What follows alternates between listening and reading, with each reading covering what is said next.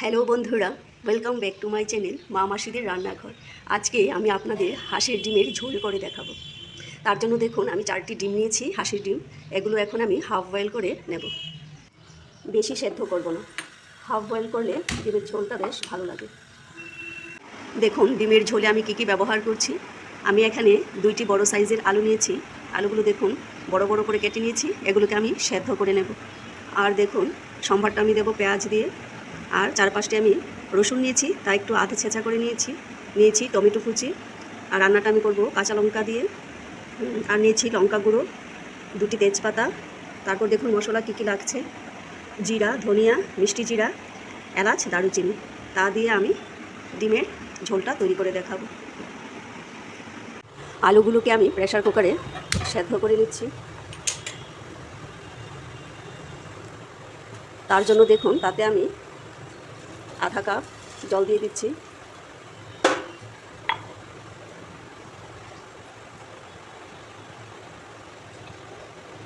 আর এতে সামান্য লবণ দিয়ে দিচ্ছি, দিয়ে 2টি সিটি দিয়ে নামিয়ে নেব।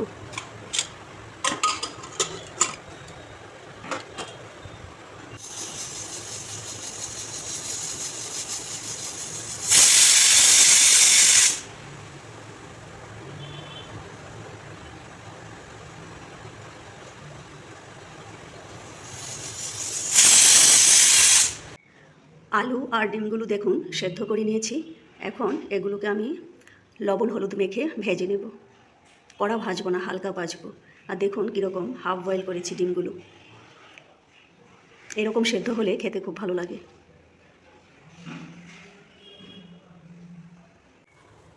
প্রথমে আমি আলুগুলোকে ভেজে নেব। রান্নাটা আমি সরিষার তেল দিয়ে করছি।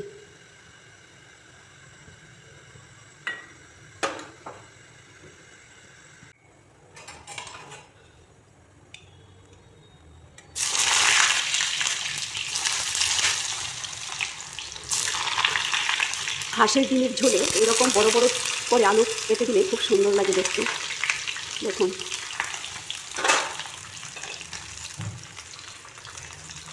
তাতে আমি সামান্য লবণ দিয়ে দিচ্ছি।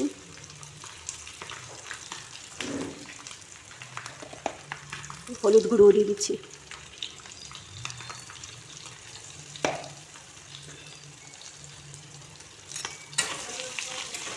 আলুগুলোকে বেশি কড়া ভাজবো না, হালকা ভেজে নামিয়ে নেব।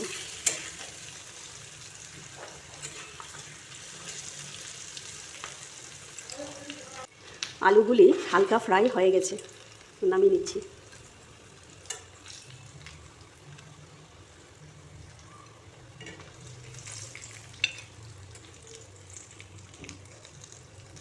এখন আমি ডিমগুলোকেও হালকা ফ্রাই করে নেব। এই দেখুন আলুগুলো। এবার ডিমগুলোকেও ভেজে নিচ্ছি। একটা জিনিস খেয়াল রাখবেন, ডিম ভাজার সময় কিন্তু গ্যাসের ফ্লেমটা বাড়াতে নেই। বাড়িয়ে দিলে ফেটে গায়ে তেল পড়তে পারে। তেলও কিন্তু কড়াইতে বেশি দিতে নেই। আমি তো আলু ভেজেছিলাম, তাই কড়াইটাতে একটু বেশি পরিমাণে তেল পড়ে গেছে। তেল তো কম করে দিতে হয়।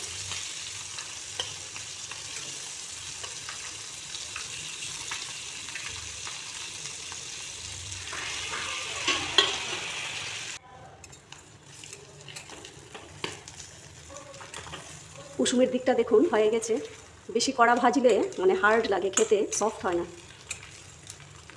তাই হালকা ভেজে নিলেই ভালো, খেতে ভালো লাগে। দেখুন ডিম ভাজাগুলো হয়ে গেছে।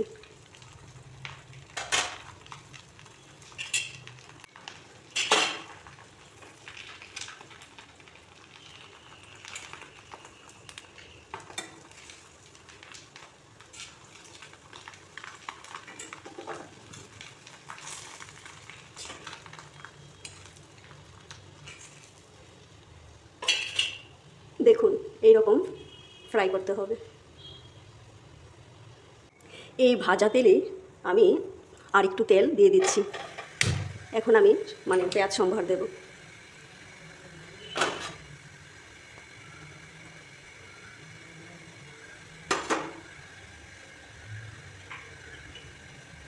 তাতে দেখুন একটি দারুচিনি দিয়ে দিচ্ছি আর দুটি এলাচ দিয়ে দিচ্ছি।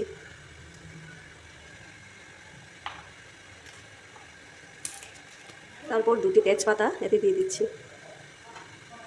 তেজপাতাগুলো একটু কালো কালো হয়ে আসলে তারপর পেঁয়াজ কুচিগুলি দেব।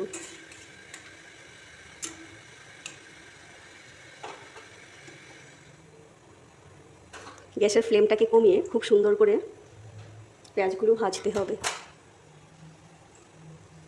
পেঁয়াজ কুচি,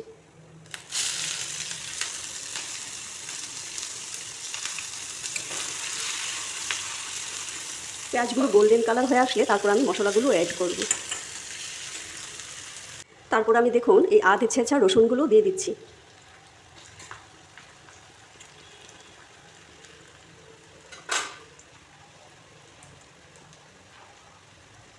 তারপর আমি এতে টমেটো কুচিগুলিও দিয়ে দিচ্ছি।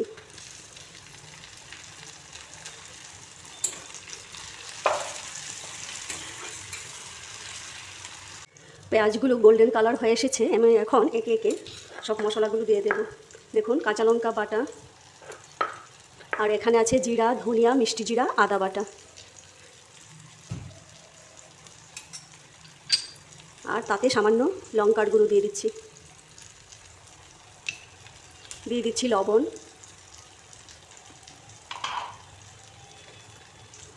আর সামান্য হলুদ গুঁড়ো।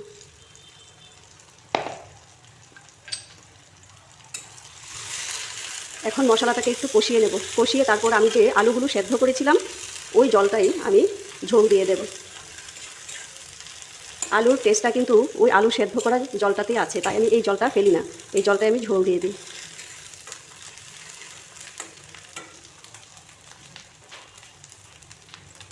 এখন দেখুন তাতে আলুগুলো দিয়ে দিচ্ছি।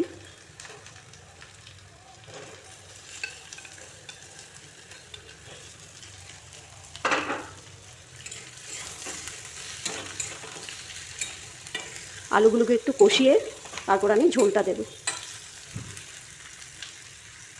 দেখুন এখন আমি ঝোলটা দিয়ে দিচ্ছি। ঝোলটা দেওয়ার আগে গ্যাসের ফ্লেমটাকে একটু বাড়িয়ে দিতে হবে।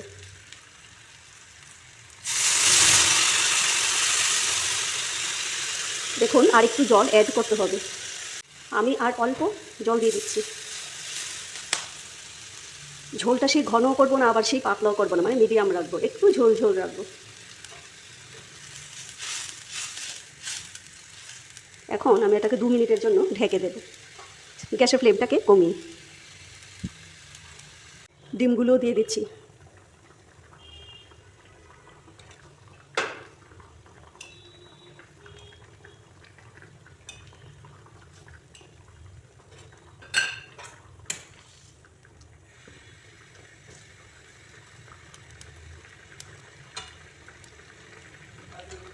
এখন এটাকে আমি 2 মিনিটের মতো রেখে তারপর গরম মশলা দিয়ে নামিয়ে নেব।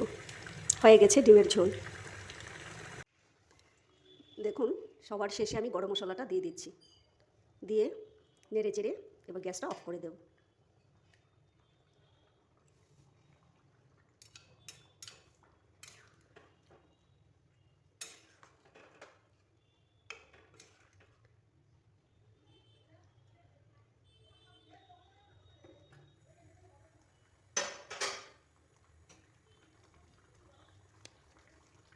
দেখুন হয়ে গেছে। বন্ধুরা দেখুন ডিমের রেসিপিটা তৈরি হয়ে গেছে। দেখুন দেখতে কি লোভনীয় হয়েছে, রঙটাও দেখুন কি সুন্দর এসেছে। হাঁসের ডিমের তরকারিতে কিন্তু বড় বড় টুকরো করে আলু আর তেলটা একটু বেশি পরিমাণে দিলে খুব ভালো লাগে। দেখুন একদম তেল ছেড়ে দিয়েছে।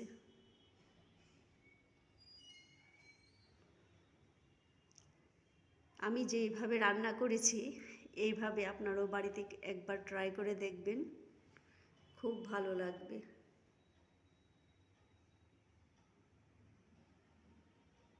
Thank you.